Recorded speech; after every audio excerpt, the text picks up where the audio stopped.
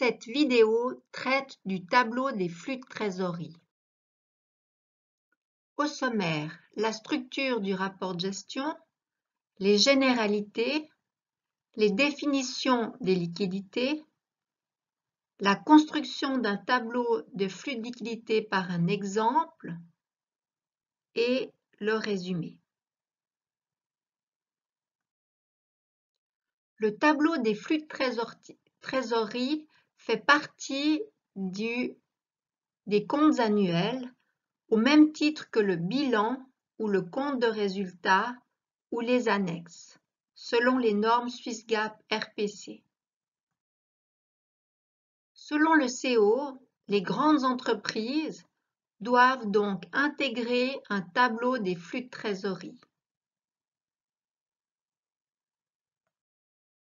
Le tableau des flux de trésorerie, c'est un résumé des liquidités. Dans le bilan, on ne connaît que le solde à nouveau et le solde pour balance. Dans le tableau des flux de liquidités, on peut voir les liquidités qui augmentent grâce à l'exploitation, c'est-à-dire l'activité principale de l'entreprise, les liquidités qui augmentent grâce au financement, par exemple une augmentation du capital action, et dernier secteur, on peut voir aussi les liquidités qui ont été utilisées pour les investissements, par exemple les achats d'actifs immobilisés. Donc, ce tableau explique la variation des liquidités. La définition des liquidités. Les liquidités au sens strict, c'est caisse post-banque, 3 comptes actifs. Si on prend les liquidités au sens large, on prendra en plus le compte banque qui peut être passif. En effet, un compte courant peut être quelquefois positif, donc à l'actif, et quelquefois en dessous de zéro, négatif. On prendra les titres dans les liquidités si ces titres sont facilement négociables et dont le cours est stable.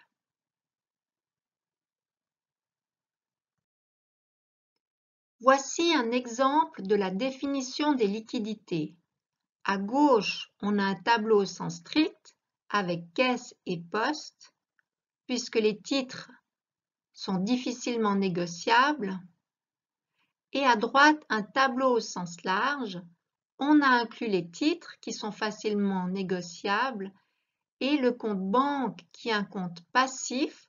On rajoute un moins devant le solde et de moins 2500 à moins 4008, cela signifie que la différence c'est moins 2300.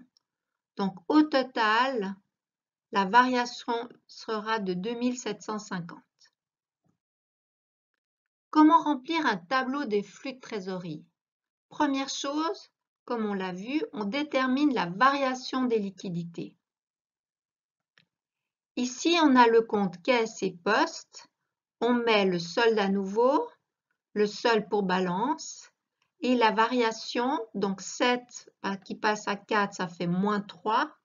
À la poste, ça a diminué de 8 et au total, moins 11. Ce moins 11, on va le reporter dans le tableau des flux de trésorerie.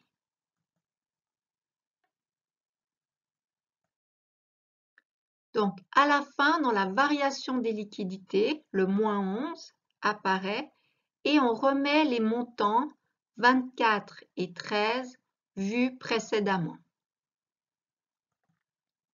Maintenant, on va remplir la partie secteur exploitation méthode directe.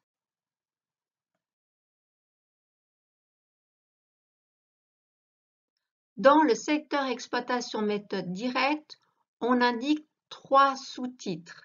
L'encaissement lié aux produits d'exploitation, les décaissements liés aux achats et les autres décaissements d'exploitation. Dans le compte de résultat de cette année, quand on a vendu des marchandises au comptant, ça signifie qu'on a plus d'argent. Donc 600, ça va augmenter nos liquidités. Quand on a acheté des marchandises et on les a entièrement payées, ça diminue nos liquidités. Donc, on va inscrire moins 320. Les autres décaissements d'exploitation, il y aura les salaires, loyers, ACE et charges financières. Les amortissements ne sont pas des charges monétaires parce que l'on passe amortissement à véhicule ou amortissement à fonds d'amortissement cumulé sur véhicule, cela ne touche pas les liquidités. Donc, on n'inclut pas les amortissements.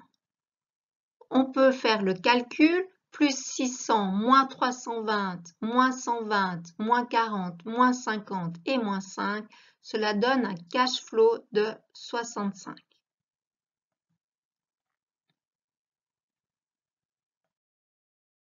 Si on prend maintenant pour le secteur d'exploitation la méthode indirecte, on arrive au même résultat.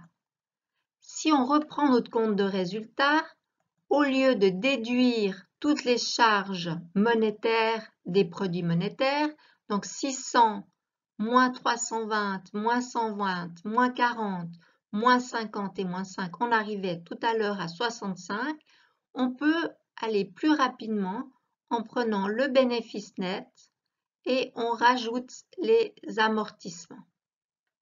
On arrive donc au même résultat. En résumé, dans la méthode directe, on prend les produits monétaires moins les charges monétaires et dans la méthode indirecte, on prend le bénéfice net plus les charges non monétaires comme l'amortissement et puis on peut aussi rajouter les charges exceptionnelles moins les produits exceptionnels. Donc, dans la méthode directe, on ne va pas prendre les amortissements. Pour la construction d'un tableau des flux de trésorerie, maintenant, on va rajouter la variation des actifs et des passifs. Si mon mobilier, mon compte mobilier, qui est au début de l'année à un certain montant et seul pour balance augmente, cela signifie que j'ai acheté du mobilier, donc j'ai moins de liquidité. Si j'ai vendu un véhicule, donc j'ai moins de véhicules entre le solde à nouveau et le solde pour balance, ça signifie que j'ai plus de liquidité. Si ma dette diminue, ça veut dire que j'ai puisé dans mes liquidités pour payer mes dettes, donc j'ai moins de liquidité. Et inversement, si j'augmente mon passif, j'aurai plus de liquidité. Par exemple, l'augmentation du capital action. Maintenant, dans le secteur d'exploitation qu'on a vu tout à l'heure, on devrait prendre les variations des actifs et des passifs dans l'actif circulant et les capitaux étrangers à court terme, sauf les dividendes. Mais dans notre exemple, on n'a pas de créances clients, on n'a pas de stock dans les actifs circulants et on n'a pas d'aide fournisseur dans les capitaux étrangers à court terme. Donc, on n'a pas besoin de rajouter les variations des actifs et des passifs. Donc, si je reprends, donc on n'avait que caisse et poste qui sont inclus et tout le reste, ça va dans d'autres rubriques. Pour la rubrique investissement, on va prendre les actifs immobilisés. Si je dessine le compte mobilier, le solde à nouveau, il est de 180, le solde pour balance de 240, on a amorti de 40. Pour avoir les totaux égaux, cela signifie qu'il manque au débit une somme, c'est-à-dire l'achat de 100. Donc cet achat, on va l'intégrer dans le secteur investissement. Et si on achète le mobilier, ça veut dire qu'on a moins d'argent, donc on va mettre un moins devant le montant de 100. Donc le secteur investissement, ce sont tous les actifs immobilisés, ici il n'y a que mobilier, et autres dettes si cela a servi à acheter l'actif immobilisé, mais ce n'est pas le cas ici. Pour le secteur financement, petit rappel, quand les passifs diminuent, on a moins de liquidité parce qu'on a remboursé une dette et quand les passifs augmentent, on a plus de liquidité. Si on regarde maintenant notre bilan, on s'est déjà occupé de l'actif. Il nous reste maintenant dans la partie financement de regarder ce qui a été modifié. Les dividendes sont passés de l'année passée, si on en a plus cette année, c'est-à-dire qu'on les a distribués, donc on a moins d'argent, donc on va diminuer, mettre moins 4 dans le secteur financement pour le paiement des dividendes. Si on prend l'emprunt bancaire, il a diminué, donc s'il a diminué, ça signifie qu'on a moins de liquidité. Et puis, le capital action a augmenté, donc ça signifie qu'on a plus de liquidité de 30. Si on fait moins 2 plus 30 moins 4, cela donne 24. Donc pour le secteur financement, on regarde les capitaux étrangers à long terme, les capitaux propres et le dividende de l'année passée. Lorsque l'on a complété le tableau des flux de trésorerie, on additionne 65 moins 100 plus 24 et cela donne moins 11. Ça signifie que notre tableau est correct.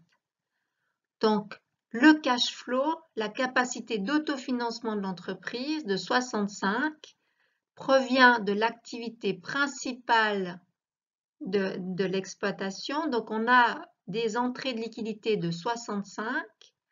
On a aussi des entrées de liquidité grâce à l'augmentation du capital et ces 65 plus 24 nous ont permis d'acheter du mobilier, donc d'investir. Mais globalement, notre trésorerie a diminué de 11. Voici en résumé les étapes pour remplir un tableau de flux de trésorerie.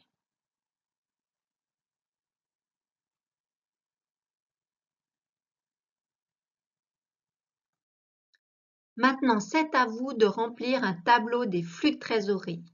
Bon courage!